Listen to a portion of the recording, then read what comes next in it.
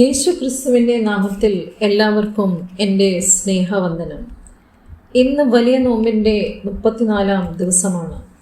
ഇന്നത്തെ ചിന്തയ്ക്കായിട്ടുള്ള വേദഭാഗം ലൂക്കോസിൻ്റെ സുവിശേഷം 23-ാം അധ്യായം 34-ാം വാക്യമാണ്.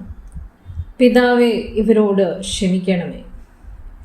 ക്രൂശിന്മേൽ ആണിയാൽ തറയ്ക്കപ്പെട്ട് അതിവേദന സഹിച്ചുകൊണ്ട് കിടന്ന യേശുവിനെ കണ്ട് ജനക്കൂട്ടം പരിഹസിച്ചു, സൈനികർ അട്ടഹസിച്ചു.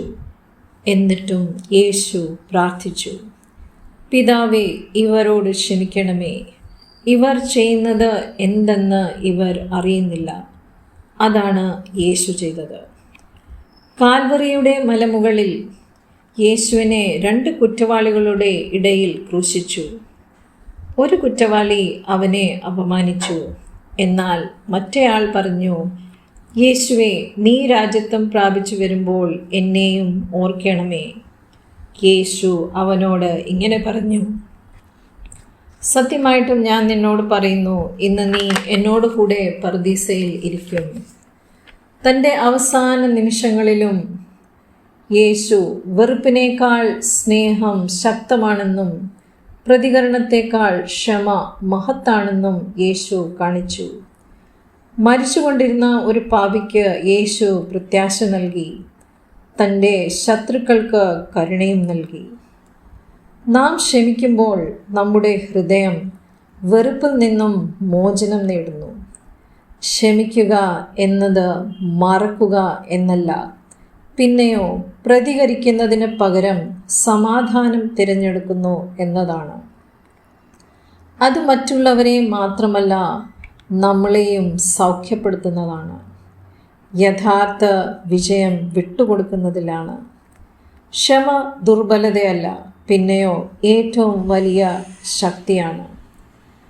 ക്രൂശിൽ വേദന കൊണ്ട് പുളഞ്ഞപ്പോഴും യേശു കോപിച്ചില്ല, ശപിച്ചില്ല. മറിച്ച് അവൻ തന്നെ ഉപദ്രവിക്കുന്നവരോട് ക്ഷമിച്ചു. ഇതാണ് ദൈവിക സ്നേഹം. ക്രൂശിൽ കിടന്ന യേശു പാപികളോട് ക്ഷമിച്ചു. അപ്പോൾ മറ്റുള്ളവരോട് ക്ഷമിക്കാതെ വിദ്വേഷം വച്ചു പുലർത്തുവാൻ നമുക്ക് എന്ത് ന്യായീകരണമാണ് ഉള്ളത്? ക്ഷമയെക്കുറിച്ച് 4 കാര്യങ്ങൾ പറഞ്ഞുകൊള്ളട്ടെ. ഒന്നാമത്തേത്, we must forgive one another as Christ has forgiven us. ക്രിസ്തു നമ്മോട് ക്ഷമിച്ചതുപോലെ നാമും പരസ്പരം ക്ഷമിക്കണം. രണ്ടാമത്, forgiveness is not reconciliation because it takes 2 to reconcile. ക്ഷമ ഒരിക്കലും അനുരഞ്ജനമല്ല, കാരണം അനുരഞ്ജനത്തിന് 2 പേരുടെ ആവശ്യമുണ്ട്. എന്നാൽ ക്ഷമിക്കുന്നത് ഒരാൾ മാത്രം വോളണ്ടറി ചെയ്യുന്ന ഒരു പ്രവൃത്തിയാണ്. മൂന്നാമത്, forgiveness is not an option, it is a command. ക്ഷമ ഒരു ഓപ്ഷനല്ല, ഇത് ഒരു കൽപ്പനയാണ്. നാലാമത്തേത്, forgiveness does not change the past, but it will enlarge your future.